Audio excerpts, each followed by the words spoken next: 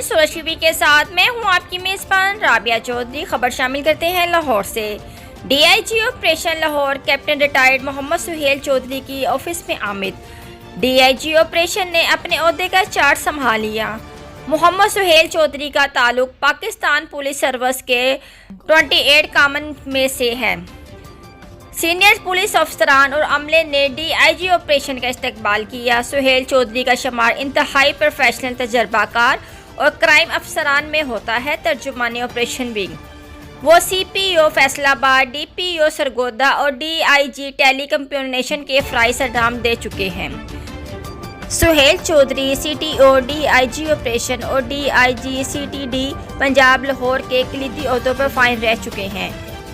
दफ्तर के दरवाजे साइन के लिए हमेशा खुले रहेंगे, क्योंकि मेरे नज़दीक हर शहरी वीआईपी है। सुहेल चौधरी।